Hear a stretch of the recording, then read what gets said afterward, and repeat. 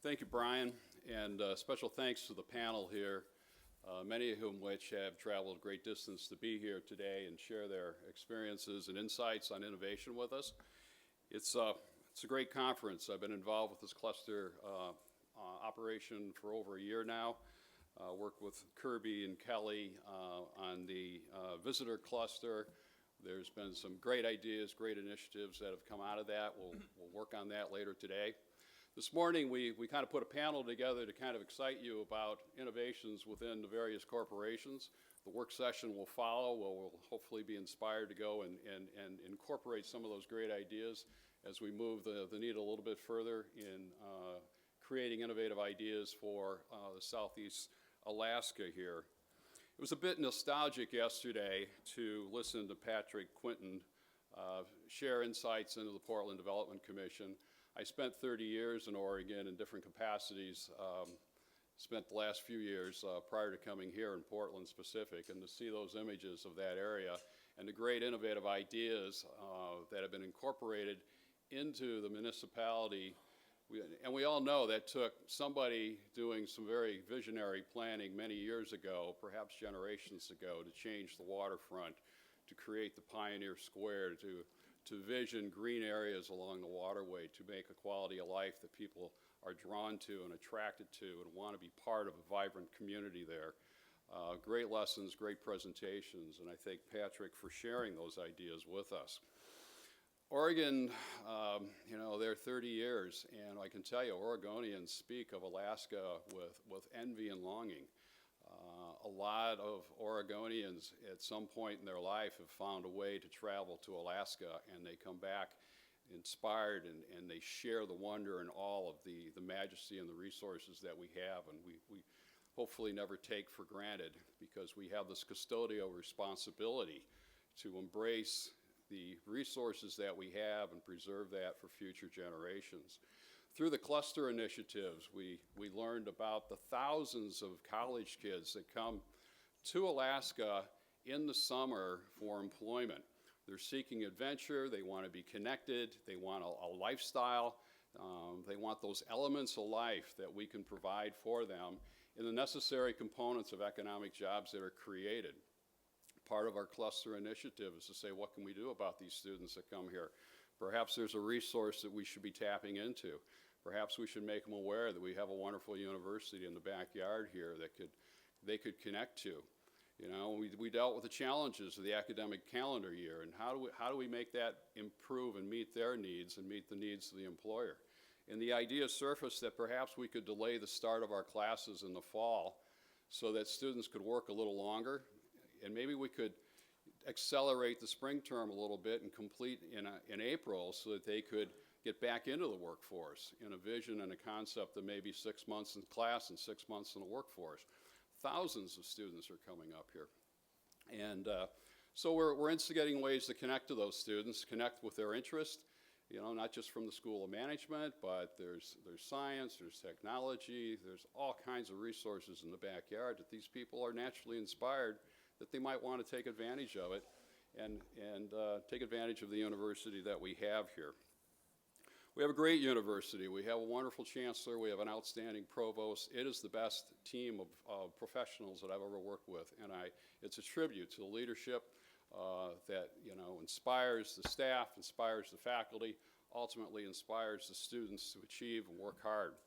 Our student population's changing. School of Management has had to change dynamically as the demographics of the student population has changed.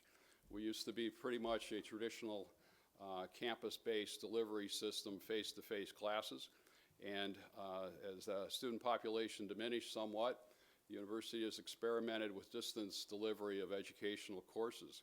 And now we're at the point where the majority of our classes, particularly in the School of Management, are taught in distance delivery. We're finding that there's an interest in the undergraduate programs, primarily in the coastal communities across the state of Alaska, from Prince of Wales up the barrel. I teach a class each term, and I'm always amazed where these students are coming from. The Aleutian Islands, it can be anywhere. We have a graduate degree program in public administration, and the interest there is across the state. We have many students coming to participating in the University of Alaska Southeast and our graduate degree in public administration that live in Fairbanks and Anchorage, because they can get that curriculum, they can get it through a distance delivery. Majority of these students are non-traditional, meaning that they're older than 25 years old. A lot of them, majority have jobs, they have families, and so they can only take a few courses at a time, but they do it willingly. You know, our endeavor is to make our curriculum relevant, applied to their specific areas of interest so that they can take the tools back to the employers. They can add value to their work environment, enhance their professional career opportunities, enhance their earning power. It's a very win-win situation. And as we heard yesterday, there's a graying out of the workforce in Alaska. 25% of the workforce expected or could retire within a short period of time. And so these people that are 25, 35, 45, they see the opportunity.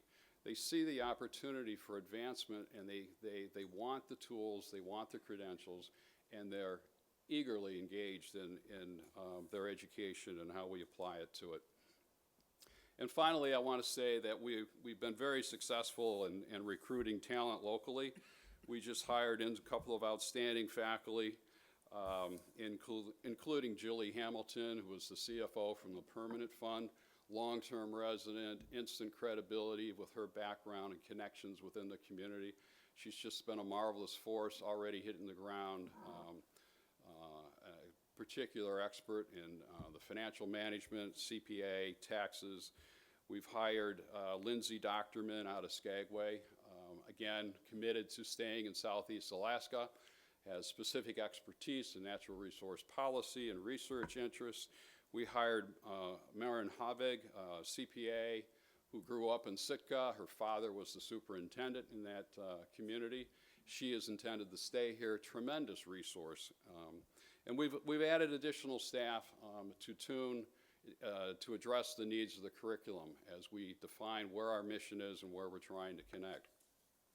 So enough on that. What I intend to do today is to introduce each of these gentlemen, let them share a little bit of their respective organizations and culture, and reflect on the innovation in which they face and the challenges as they do their jobs. I'd like to start out with Russell Dick, and just turn the mic over him. The intent here will be to have each of the panelists make presentations and then open it up for question and answer. So, Russell.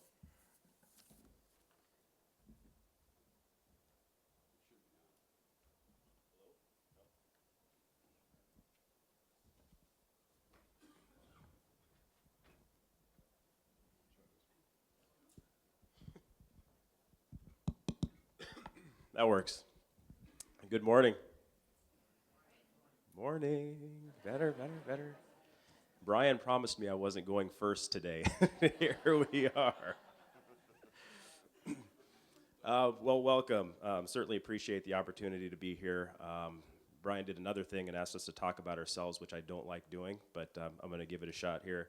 Just to give you a little background on myself, Russell Dick, the president and CEO of Haa Aani. Brian mentioned that I grew up in Hoona, and I did. I graduated from Hoona, had the opportunity to go to Stanford, got an industrial engineering degree from Stanford, and came back and had the opportunity to work for our regional corporation, Alaska, which to me was incredibly important, and more from the perspective that I grew up in a family that pretty much dedicated themselves to the community of Hoona. And my father was the chairman of Hoona Totem Corporation for 20-something years.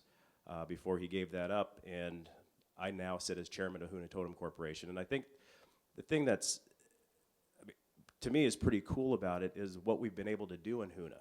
So I'm going to put my other hat on as chairman of Hoona Totem just to talk about our investment in Icy Strait Point out in Hoona, because I think that in and of itself is pretty innovative. To take a community of 800 people that was pretty well self-contained, didn't like a lot of outsiders, and be able to sit down and collaborate with the different entities, the city, the tribe, the village corporation, and of course, one of our more critical partners, the cruise lines, and put in the only private port in the country, I think was pretty innovative.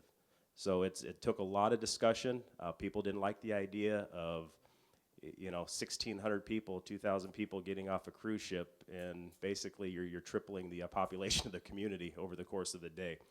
And it's not just that. I think it's the idea that we were a driver in the community, and it's not about Huna Totem wanting to be there and saying, come work for us. This was an opportunity for us to do something good, invest in our community, but also build entrepreneurs around that. So we created a base, and now you see a lot of entrepreneurs developing programs around guiding, doing some tours, and I think we expect that to grow. We see it growing twofold every year.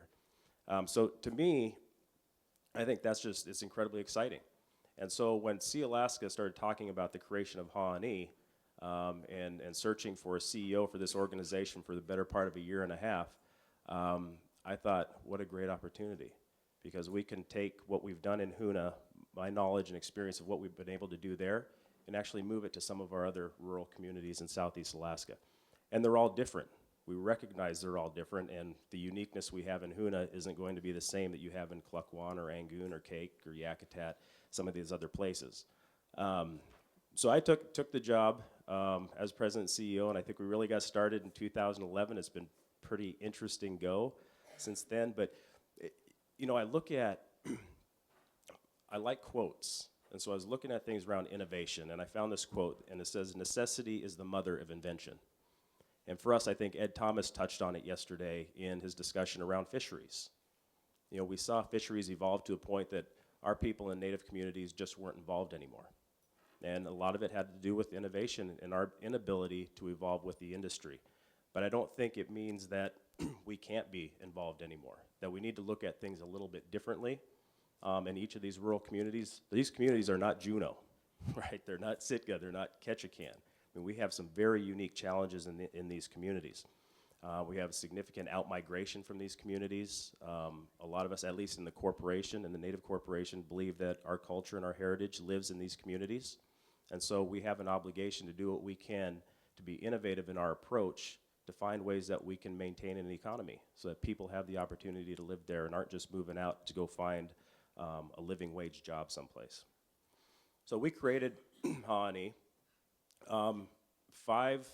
Four or five fundamental goals. The first is creating economic expansion within the region.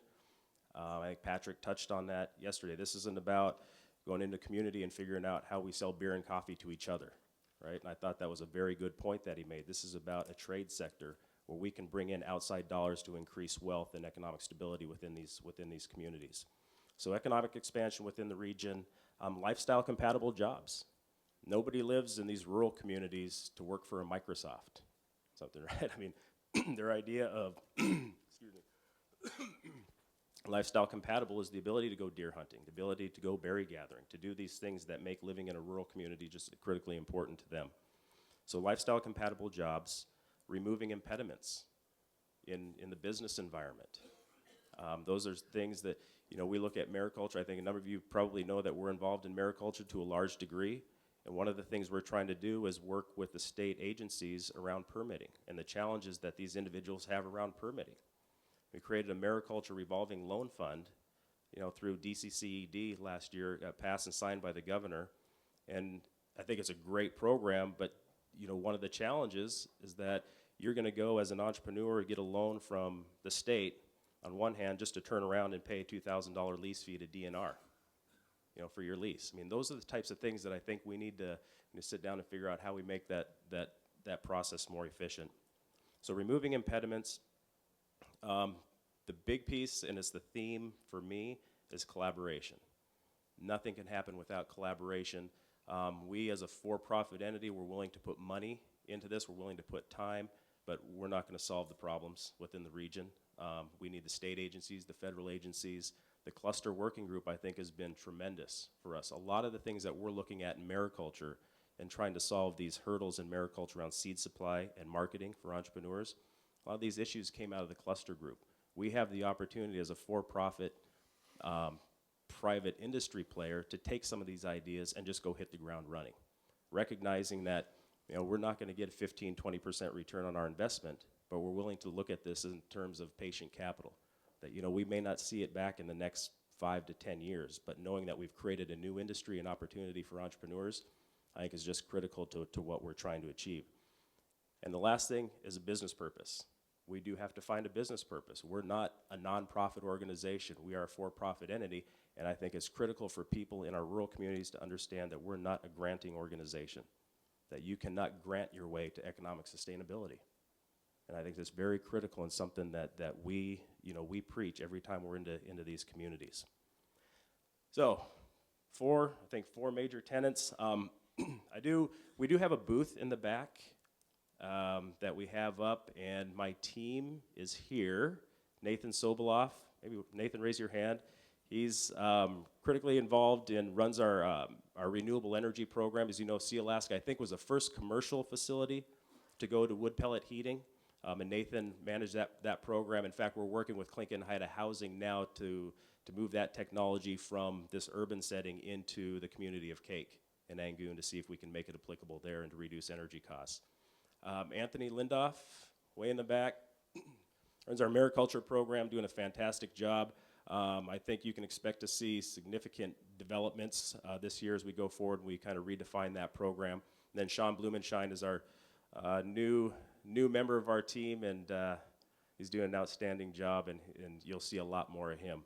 I do want to touch on two more things quickly. Sorry, guys.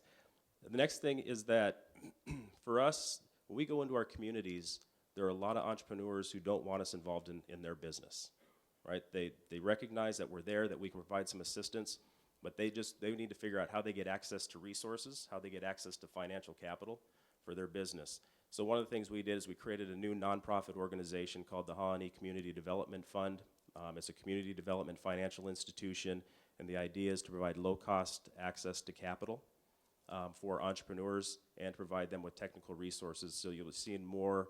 We are working with the Alaska Small Business Development Center and looking for other partners to roll that out.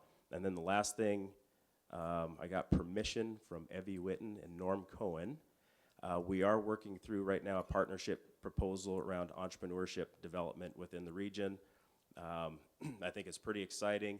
It's one of those things where, again, for me, we can sit here and be talking heads all day long, but unless we put programs together that actually get money, get these things on the ground, it doesn't mean anything.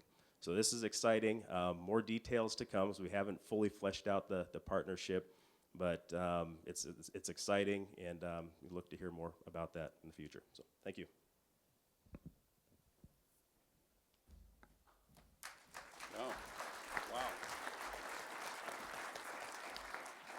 Yeah, wonderful. Thank you. Thank you, Russell.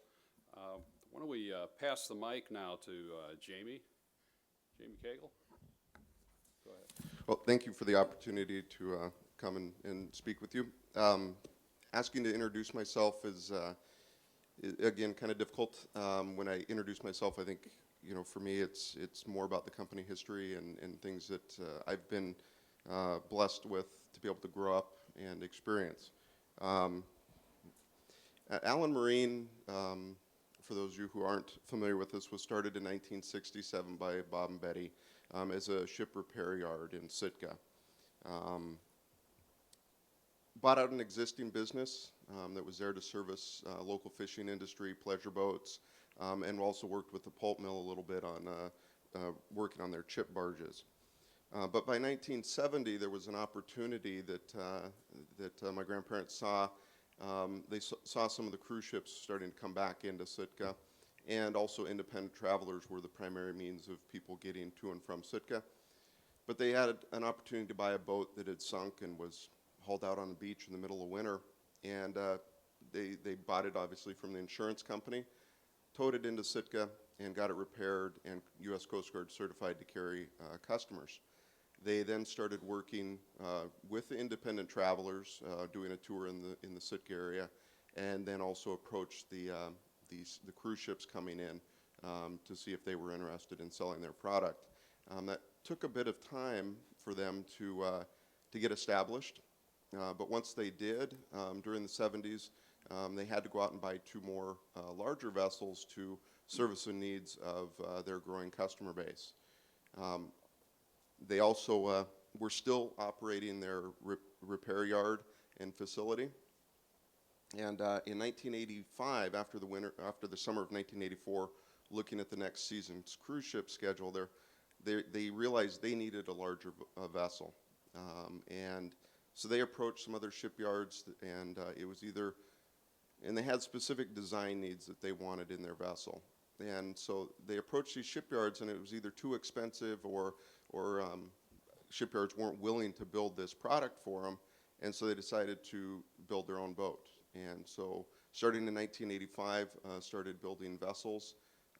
Since then, we've built about 55 U.S. Coast Guard or ABS inspected vessels and probably around 100 uninspected vessels. The largest single consumer other than ourselves for those vessels has been New York Waterway. We built 19 vessels between late 99 and late 2004.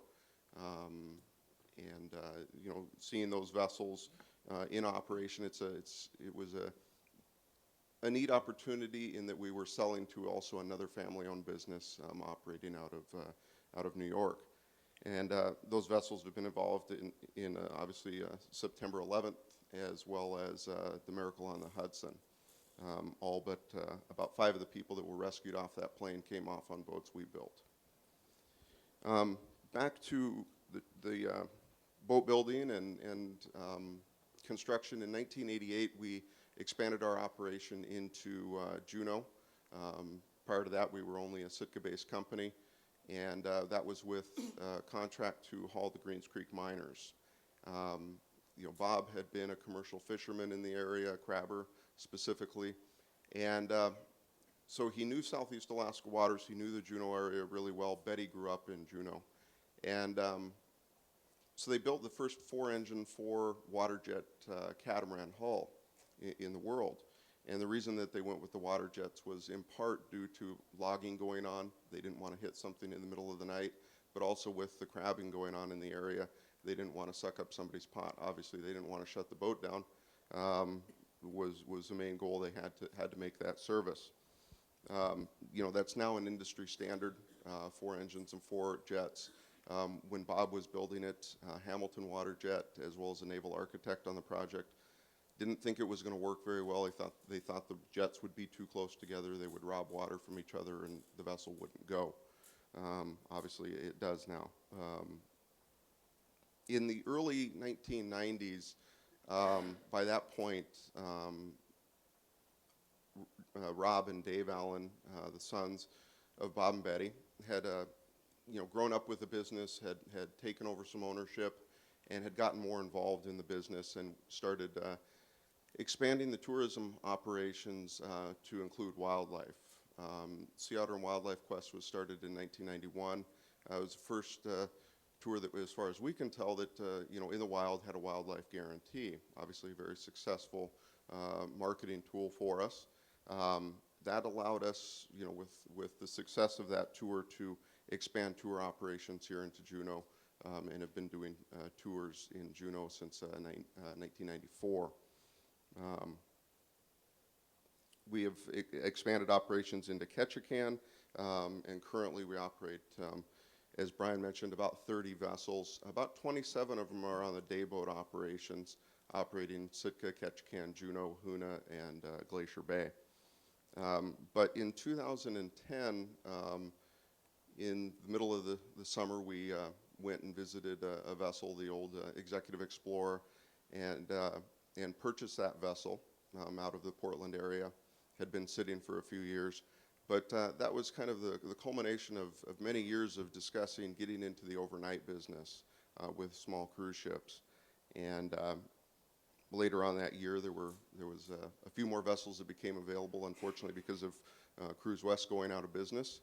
And so we expanded a little quicker than we thought, but we were, in our first summer, 2011, operated 1 vessel. Last year, 2 vessels, and this year we'll be operating 3 overnight vessels. We do primarily week-long cruises based out of Sitka, Ketchikan.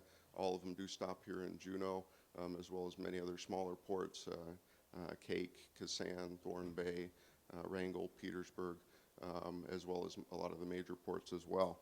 One of the things we try and do on not just our overnight vessels, but you know, we're consuming more products in that area on a per customer basis, but we try and support and procure as many local products as we can.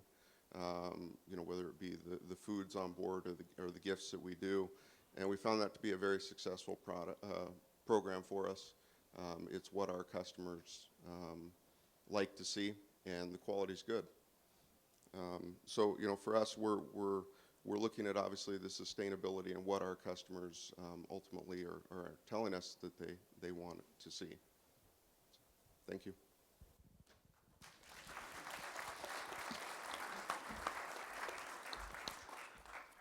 Excellent, thanks. Thanks, Jamie. Now we're going to move from marine to the brewery, and Brandon Smith will lead that discussion. Thank you, John. Thank you guys for being here. Who likes beer? Excellent. So I'm honored to be at a table with lots of presidents and vice presidents. That's not in my title, but happy to be with this group. I graduated from Georgia Tech with a chemical engineering degree in 1995, and as John said, came here in 2007 to take my dream job as an engineer at the brewery, and since then have also taken on the added job of being brewing operations manager, which is basically the liquid production side, getting it all the way to the packaging. So it's many hats, and it's still my dream job, so that's the good thing. So as I'm talking about innovation at the brewery, the question that a lot of people ask is, why the heck are you making something in Juneau? There are no roads in, there are no roads out. We have to import everything. So I'm going to try and set some context of the challenges that we face. So as I mentioned, we're in an isolated community, yet we're having to import raw materials and ship finished goods out. Our industry is known as the craft brewing industry, which is roughly defined as being small. To give you a context, Boston Beer, Sam Adams, is halfway to the definition of small, and they're huge. So it's a broad field, basically excluding everybody but the kind of the big three. So it's small, it's traditional, and it's not owned by organizations that aren't in the beer business themselves. So that's the industry we're in, and I'm going to use that term quite a few times, so I want you to understand what craft brewing means. This industry is extremely competitive. There are over 2,000 craft breweries in the United States of varying sizes, and their consumers are always focused on what's new. So we're always having to meet that challenge. Of course, it's very resource and energy intensive, and the economics are very much dependent on supply chain and logistics economics, so we have to face that as well. And just now that you have that context, Alaskan Brewery was started in 1986, and in 2011 we were up to the 12th largest craft brewery in the country, at that time only distributed in 13 states, whereas a lot of the other craft brewing companies are distributed in close to 50 states. So I think we've done very well for ourselves, especially given the challenges that we have. I've spared you the PowerPoint, by the way, but I'm still going to read some of my notes from it. So I'd like to talk about some reasons for why innovation is important to Alaskan Brewing Company. And we're often focused on technological innovations, but there's also innovations within our industry. So of course we have to ship all our raw materials in by barge. Everything leaves by barge. Any waste products that we can't use locally or dispose of locally have to get shipped out as well. As I'm sure all of you know, our unit costs for utilities are very high.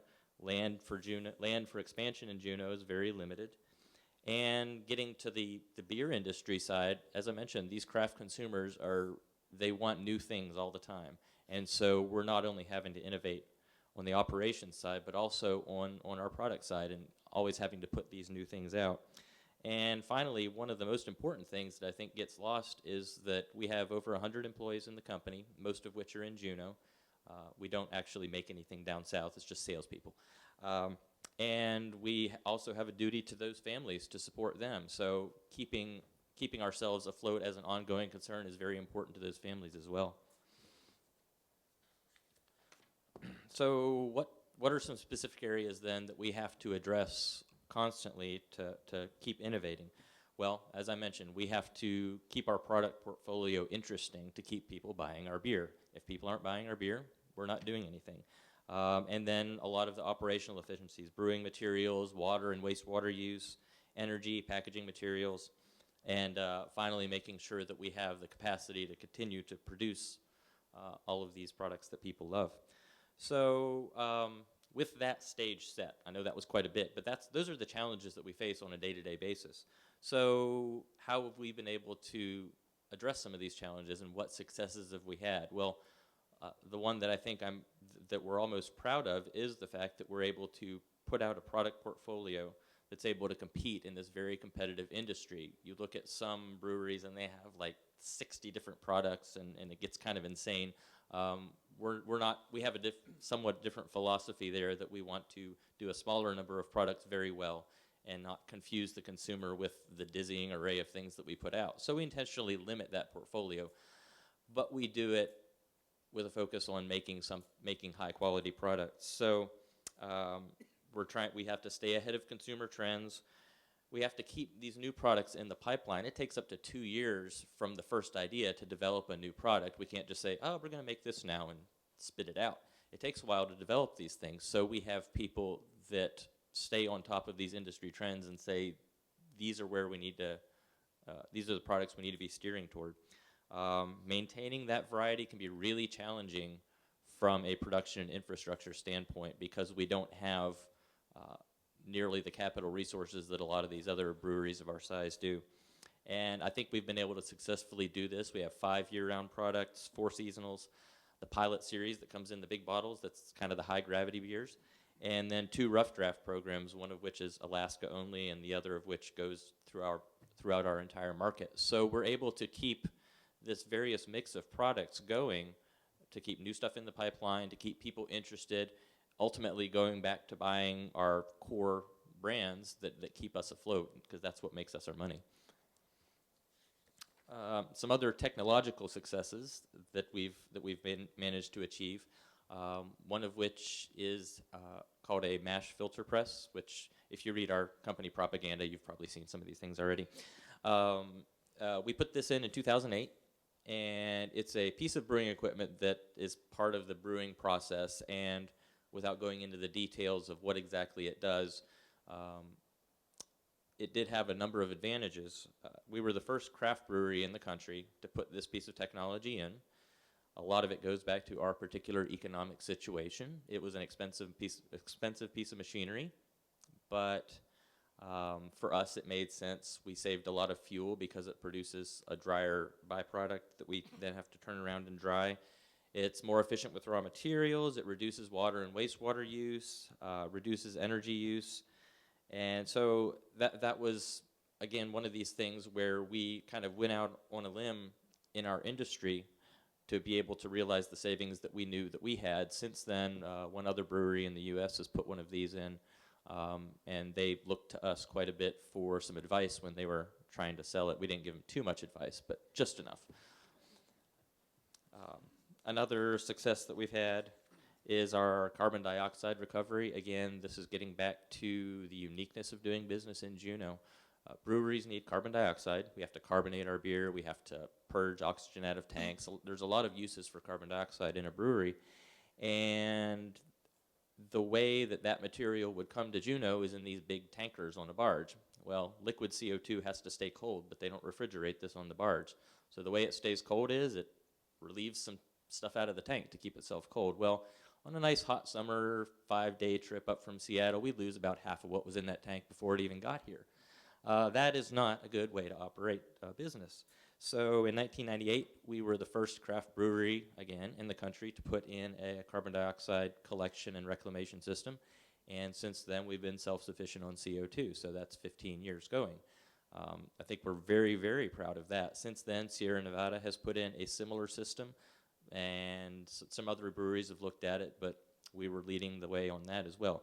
Again, going back to the need to innovate, to stay as an ongoing concern, given our local challenges. And the third one I want to talk about, which has been in the news recently, which we're very proud of, is our spent grain boiler. Again, brewing is extraordinarily energy intensive. We have to heat a lot of water. We have to boil a lot of things, and that just takes a tremendous amount of heat. Traditionally supplied by oil, as are most things in Juneau. We supply that heat in the form of steam, so we had an oil-fired boiler. We still have that, but another part of the brewing process is that it generates this spent grain byproduct, which is great cattle feed, and it's free to get rid of if you live down south where there are cattle farms. What's been since the 70s, is it, that we last had some cows here? So it's been a while. So in order to ship that material south to get rid of it, we have to dry it, which, as I'm sure you can imagine, takes even more energy. So we have all these huge energy needs. We were able to use up to half of our spent grain to dry more grain, but we still had a bunch left over. So 2009, we started investigating development of a system that would allow us to burn 100% of this material, generate steam from it, completely eliminate oil use in our grain dryer, plus have enough left over to displace about half of our oil needs in the brewing operation. So that system is actually in the final phases of commissioning. It's been a long, hard road. I was talking about this 2 years ago, I think. And 2 years ago, it was almost done. So now it is actually done, in as much as a project is never actually done. But it's operating anyway. And we're pushing toward realizing our 70% oil reduction. So we're very proud of that. I think it's, even though our fuel is unique, I think it does demonstrate that non-petroleum fuels can be a viable option if you just put the time and energy into it. And let's see. That was about all I had. So why do we have to continue to innovate in the brewing business? Well, if you buy beer, you'll notice that your beer doesn't go up 5 or 10% a year, the cost of your beer. It stays pretty stable. We complain about the 50 cents per six-pack, but I guarantee you that our raw materials and resource costs go up a lot faster than that. So we have to innovate and reduce costs just to maintain the same amount of profit. So that's a huge challenge for us. Of course, consumers continue to demand these innovative new products, so we have to keep making our main products that make us our money while keeping them interested in buying the other stuff. So it's not really a luxury so much as a necessity to stay competitive in our business. And so I've mentioned some specific technological things that we've done to address our challenges, but that's not even close to all of them. We have some continuing issues that we have to address. We have a number of other waste products that we're trying to find creative ways to use and manage. Energy costs, both for production and transportation, are a huge hit as well. The farther afield we go into the United States, the more fuel costs impact our overall costs of producing our product, so we have to consider that. I don't think we'll be opening a brewery in North Carolina anytime soon, just so you know. And production logistics, warehouse space, as I mentioned, our brewery is not in an area that has a lot of land available. We've recently managed to acquire some property that'll take some of that pressure off in terms of being able to stockpile finished goods and operate more efficiently. And then finally, one thing that's coming down the road probably is the need for additional wastewater treatment. The city and borough utilities, they have some challenges, and we're always working with them to make sure that we're meeting their needs and they're meeting our needs. So their ability to continue to provide that service for us and us to be able to continue to manage our impact on them is a partnership that's ongoing. So I hope that gives you an overview of what our challenges are and how we're continuing to address them. And a lot of this does get back to the local community understanding what it is we do, why we do it, and I look forward to ongoing conversations of how we can continue to support each other. Thank you.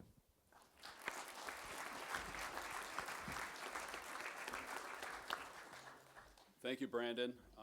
Next, we have Bob James, Gastineau Guiding.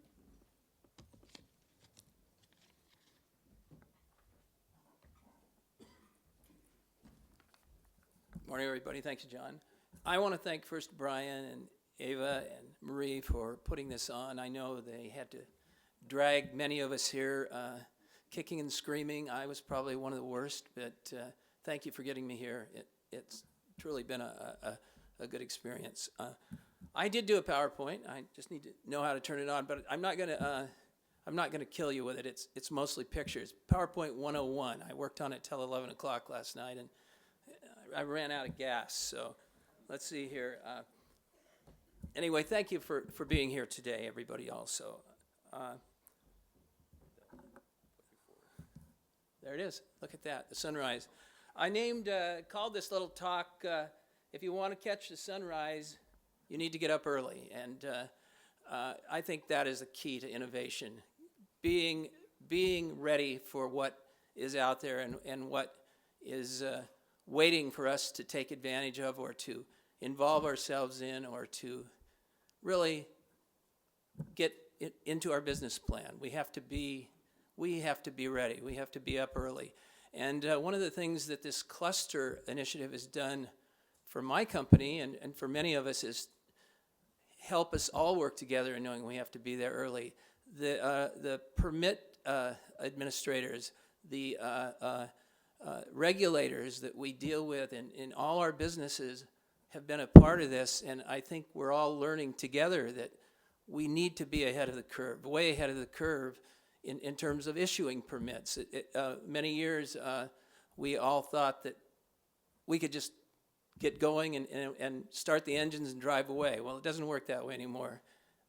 We need a couple of years. We're already, believe it or not, planning for not this summer, but the following summer. And in another month or two, we will have the following summer's tours all together and ready to go. So anyway, I'm going to move on here if I can switch this. Yeah, a little bit about Gastineau Guiding. My wife and I started Gastineau Guiding here in Juneau 20 years ago. I had been in the contracting business for about 20 years, and I was ready for a change. And I love to travel. I love being with people, and what an incredible industry for that. We've grown from our initial 6 employees. I got my CDL to drive the bus 2 days before the first tour arrived, and it worked out pretty well. But we started out with about 6 employees. We're now up to 80. In fact, next year, we're going to have a reunion. And Dawn and I were thinking of having it in our backyard, but we went through the list of employees. We've had wonderful employees over the last 19 years, and including this year, we would have to have 800 people in our backyard. So we are going to have a reunion. We're probably going to have it at Sandy Beach, and we're looking forward to it. Next summer, incredible people that we've met, worked with us. They've gone on to careers. Some of them are still with us.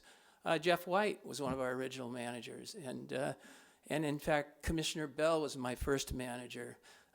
She told me something. She said, Bob, this was the first day. I went down to collect the tickets at the end of the day. She said, Bob, those tickets are money. Don't lose them.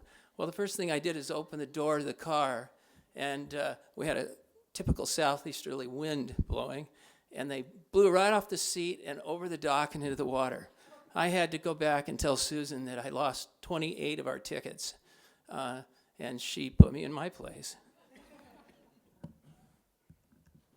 So innovation, I approach innovation in a way that probably most people do. First, it's introspection. I need to know what am I feeling? What do I believe in? What do I care for, and what are my goals?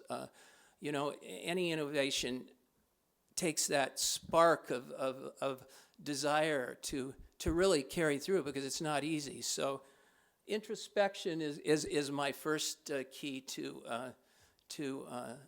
innovation, looking deep within. With introspection come ideas that we want to do, things we care for, things we believe in, and those ideas begin to take shape in many ways. But you have to look and see to really understand how to apply those ideas to a finished product. And we do that, Jeremy and I do that every day, thinking out ahead in what people are feeling, what trends are, where we're going, because it's an ever-changing world, and that's what makes innovation so exciting. Does anybody recognize where that is? It's a place that most of us might frequent in Juneau. Some of us do. Canton House, yeah.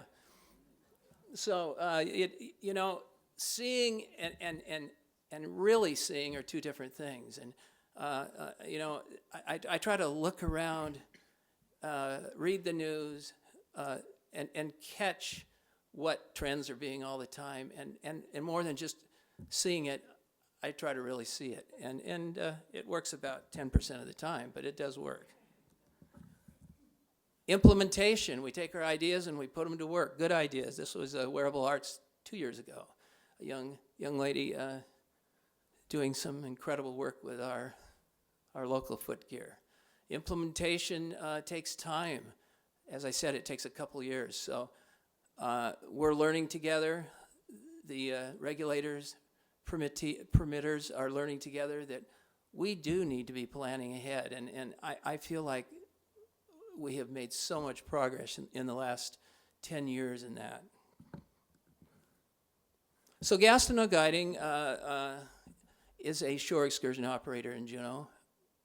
98% of our customers come off the cruise ships. And when Don and I started Gastineau Guiding 19 years ago, our thoughts were to take people out and show them something that they couldn't get. There weren't very many adventure tours at that time in Juneau, or outdoor tours, many bus tours to the glacier. And we thought, let's get people out and show them the real Juneau. We weren't the first. Bob Dindinger, Kelly, are you here today? I don't see Kelly. Bob started the river rafting trip on the Mendenhall River.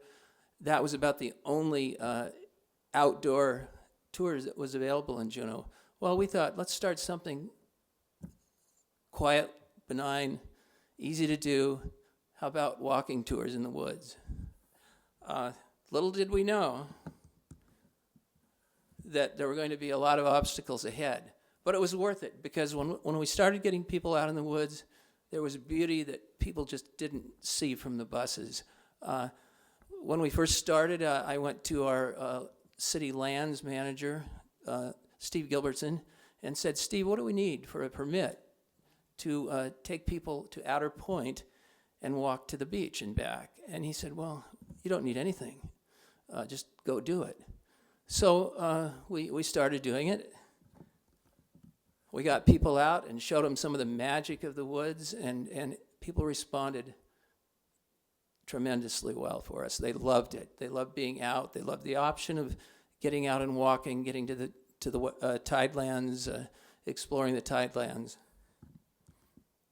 So we started on Outer Point Trail, the old Outer Point Trail, which many of you know is a boardwalk trail on North Douglas. And before too long, some surprises hit us. The trail was not all boardwalk, and so it began to show some wear and tear as more people were on it. So we had a technique. Myself and two of our guides would go out in the early morning, 4 a.m., and cut planks and get them put over the muddy areas before the tours came up. And in fact, we had a radio, and they would call us as they were getting off the bus, and we'd pull the chainsaw and all our tools and go hide in the woods until the tour groups came by, and then we'd come back out and finish it. So we did that for an entire summer, and but people took notice that, wow, there's something happening out here that we're not too sure about. So, winds of change in Juneau. Anybody that lives in Douglas knows what that's all about. The cruise industry grew quickly from 1990 through probably 2010, and the community didn't know really what it was. What was it all about? What was going to happen? And so a lot of public outcry, a lot of uncertainty, and a lot of resistance to what the cruise industry was bringing to Juneau. It was bringing a great economic boost, but we weren't thinking in those terms in those days. We were thinking about the impacts. There are people that, what does that say? Communities. Our community is made up of different areas. We had tours. We saw tours going to Blueberry Hill. We saw tours, driving through neighborhoods. People weren't sure if the trails were going to be packed with tourists every day. So there was a lot of dissension in Juneau, and I think one of the biggest innovations that we were able to be proud of is the fact that over a period of 5 or 6 years, we found a way to calm the community and make people realize that that this was not something that was going to kill us all. Kirby, you remember some of this, the TWIG, the Tourism Working Group, the TAC, the Tourism Advisory Committee, the Trails Working Group. We went through numbers, Collaboration Juneau, hours and hours in this very room, public meetings, public hearings, public comment, and it finally led to a program that we're all very proud of, the TBMP, Tourism Best Management Practices, which I think has been going now for, 13 years, 12 years? And it's a model that many communities are looking at.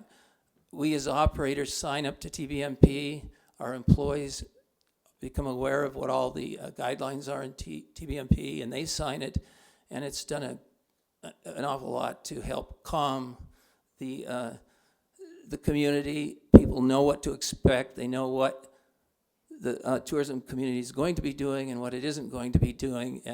And in fact, we need a meeting here, our spring meeting, real soon. We get together every spring and bring in new management practices that might be applicable to new times. Collaboration, that's what it's all about. This is in Africa, actually. If anybody doesn't recognize those pelicans, it's because I didn't take that here in Juneau. But went over to Kenya a couple of years ago with my kids and was a tourist there, well managed in their parks. But, collaboration is what it's all about.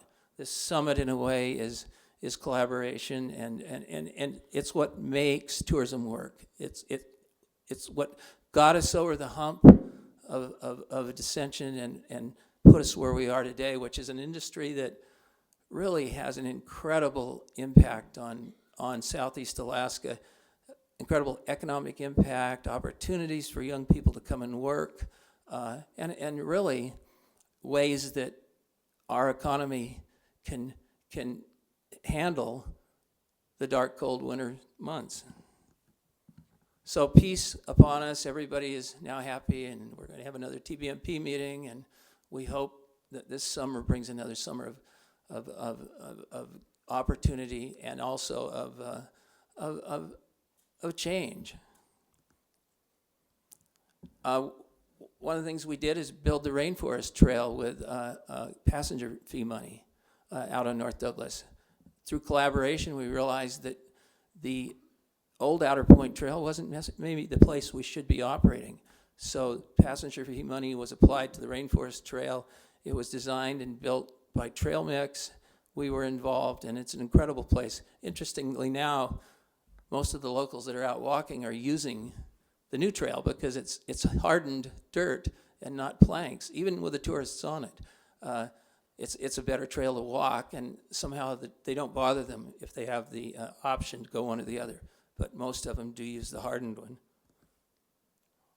One of our guides who's been with us about 15 years, Richard Stokes, he'll be back this year. He's an amazing naturalist. He worked for DEC here for many years.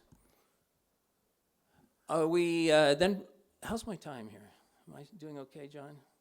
Running out. We worked with the tram. We put in the nature center at the tram. We knew there were going to be, and I'll go through this quickly, a lot of impacts on that area. Another innovation that we think are very proud of, the trail system at the tram. We were involved in that. We started the Mount Roberts Stewardship Program. It's a group of volunteers that help take care of the trails even to this day. But, the fear of all the degradation up there has been unfounded because the trails that were hardened and developed keep people on them. People would rather be on the trails. Big success.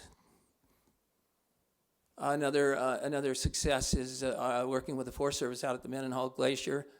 We used the Moraine Ecology Trail, among others, and we were able to construct a new spur from this parking lot to the Moraine Ecology Trail so that we wouldn't have to take our buses into the congested drop-off area in front of the glacier. So we cut several hundred bus trips to the visitor center every year out by working with the Forest Service and developing that spur trail. We work with many. We started another tour 4 years ago, a science tour. We work with many nonprofits in the area, the DEC, the Forest Service, and the Phytoplankton Monitoring Network. We take people out and we actually, based on these agencies' protocols, do sampling. We collect phytoplankton and report what we're finding. We work with NOAA and the University of Alaska Fairbanks in identifying whale behavior, using their protocols to notate it, sending the information to them. We also are identifying whales so that we can keep track of what's going on, and that goes to the university in Susie Tierlick. That's who we're working with, excuse me. We do some volunteer work on the beaches with the marine, marine map, no. Jeremy, who do we do this with? MCA, Marine Conservation Alliance. That's another nonprofit we're working with. So evolving here, we know we need to evolve in the future. Things are changing quickly. This is one of my dreams, accessible trails. I know that we have an incredible group of baby boomers ready to hit the trails, but they're not able to walk anymore. And this is my father, who's been very involved in this kind of thing for many years. He can't walk anymore, but he is able to get out on this little trike that we've developed, and we'll have 12 of them running around Juneau next summer just to test them. He is able to get out still, and I think there are many people that want to get out. They've been active all their lives, but they can't negotiate the trails anymore on their feet. So this is a new dream that I have, being able to get people with disabilities or people who are no longer mobile out to the beautiful places that we have to share. So innovation, great thing. Thank you very much for having us here. I think it's going to stimulate a lot of good ideas and definitely connections. And with that, I will quickly say thank you.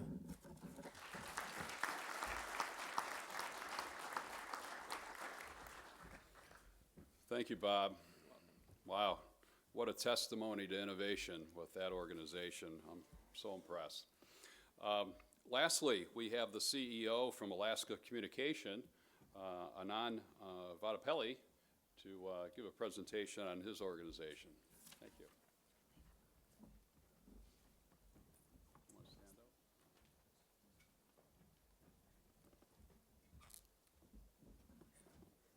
up? Good morning.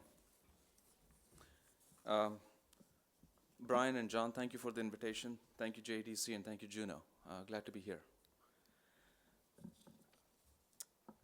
I came to the States at the end of '94, and my first job in the States was in the telecom business with Cincinnati Bell Telephone, and came to Alaska in August of 2006. So it's my 7th year. I certainly don't have the richness of the history that my colleagues have, but I've learned a lot, and the state has grown on me over the last many years, and certainly enjoy my time here, and enjoy the people I work with and all the communities we serve. Alaska Communications, we have been in business in the state of Alaska in one form or the other for over 100 years. So there's a lot of history, and deep connections that our company has with the state. We are today one of the 3 publicly traded companies headquartered in Alaska, the other 2 being Northern Bank and GCI. And we have about 850 employees, predominantly in the state of Alaska, though we have probably about 20 to 25 outside. And we're about $350 million in revenue. So that's just a 50,000-foot view of the company. You know, as I was listening to all my colleagues speak, clearly, you know, as one of my colleagues said, necessity is the mother of invention, and innovation is driven by many things, and oftentimes it is folks trying to do interesting things to make a living, or just because they can. But it takes a certain amount of perseverance, and it takes a certain amount of resourcefulness to innovate, because innovation means that you have to go through a lot of failure before you get to that one success. Clearly the resourcefulness and the perseverance that some of the stories that we've just heard, that's the hallmark of communities that innovate for a variety of reasons. You know, when I look at what we do in our own company, I thought about innovation coming into this meeting, and I could have gone deep into certain products, certain technologies. You know, like Brandon talked about, some wonderful things that they're doing with their beer company. There are some great things that our employees do that I think would have made for great stories.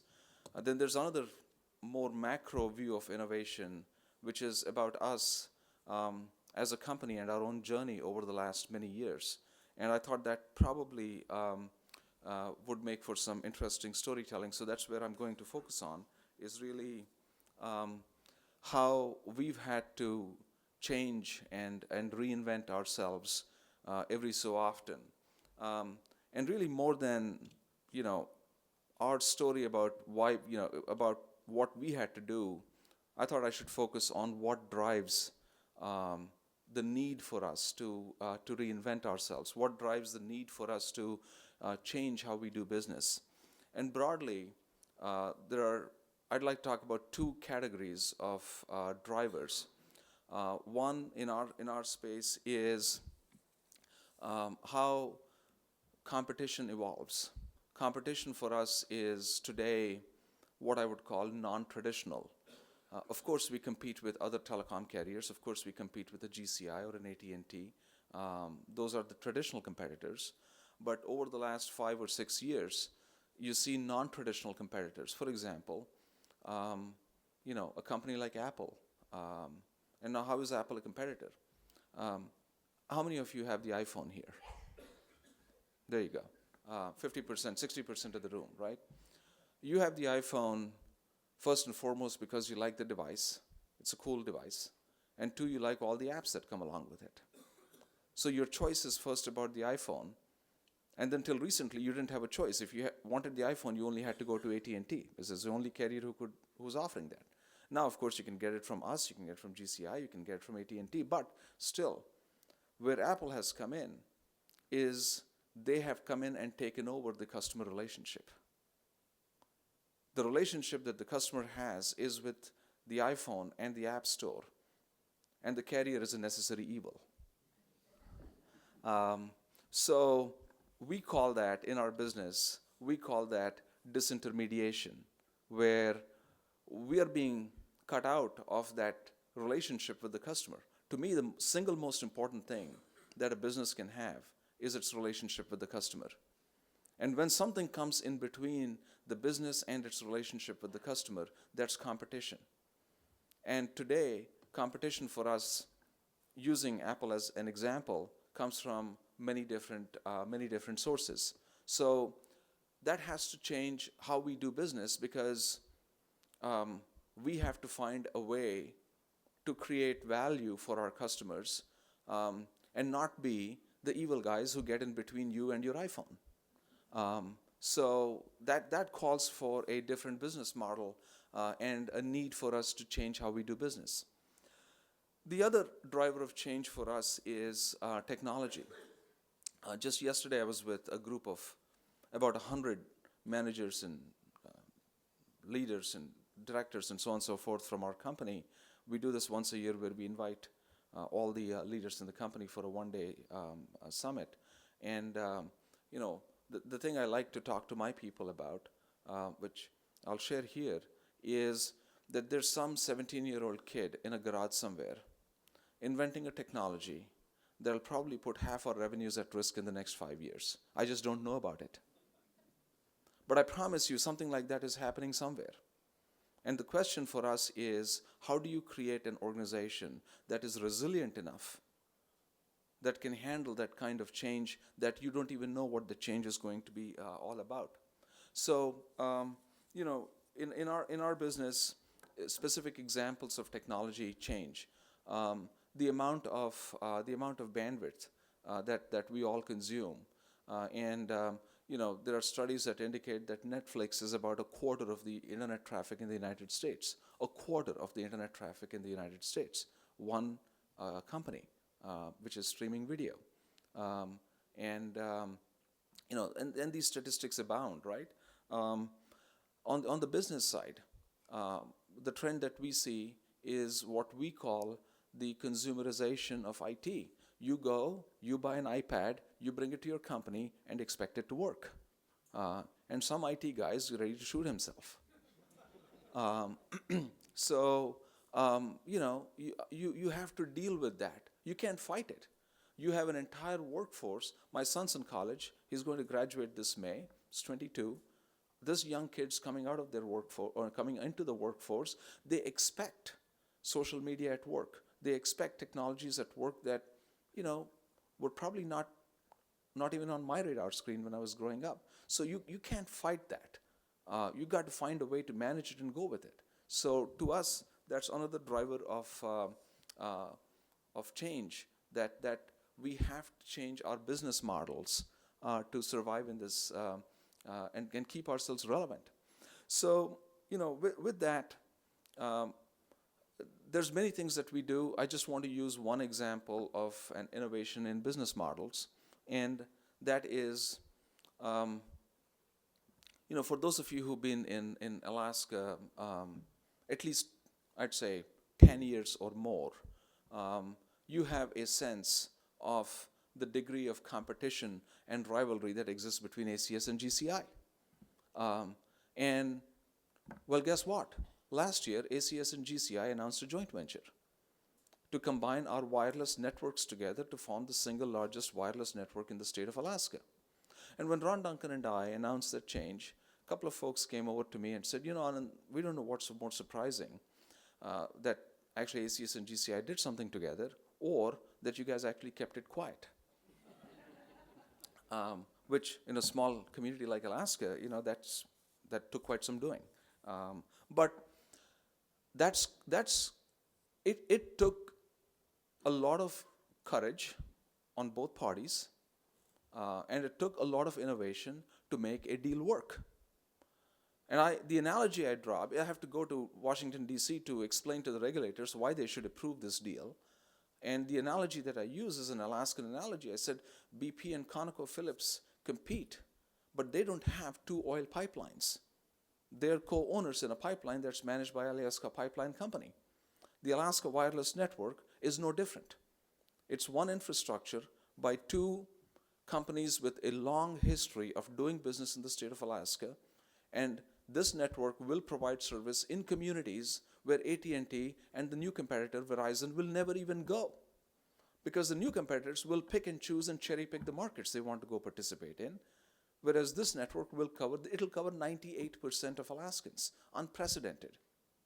So to me, this was a response to both competitive pressure from the entry of a new 800-pound gorilla called Verizon into the market, but it was also a response to major regulatory change that came from the FCC. But it caused two companies to say, how do we do business together? Part of our culture with the resourcefulness that we've all had to demonstrate to do well in our great state, sometimes that resourcefulness breeds a strong sense of independence and self-reliance, which is wonderful, but sometimes it gets in the way of collaboration. And, you know, we need to find ways in which we can pool our resources and bring scale to what we do.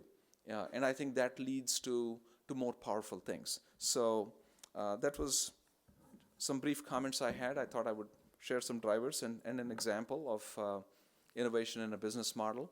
And thank you for the opportunity to speak to you, and I think we'll open it up for Q&A.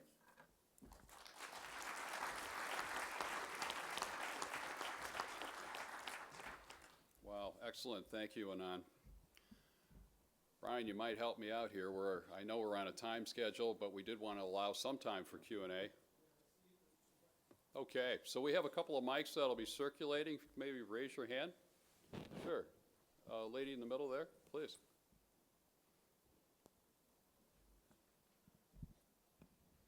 Thank you.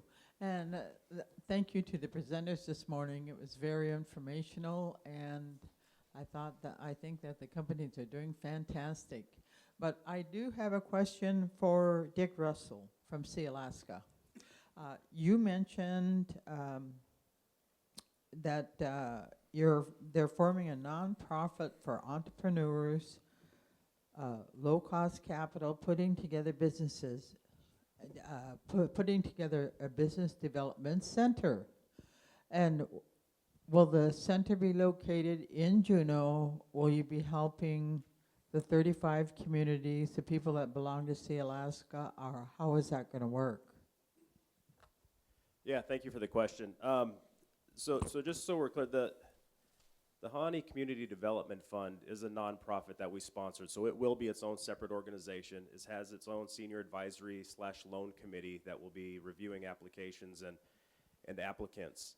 We don't anticipate having a business technical center per se with the CDFI. Our plan is to partner with different organizations that actually provide some of those services. So you have the Alaska Small Business Development Center.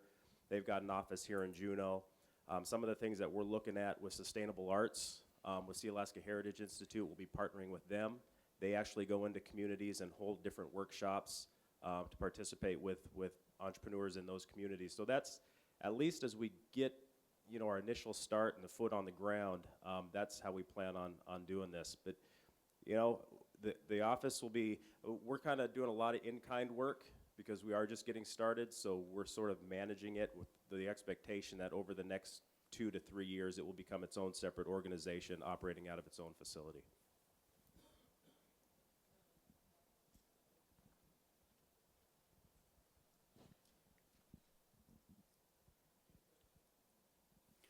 Additional question there in the center. If you could get the mic. Thank you.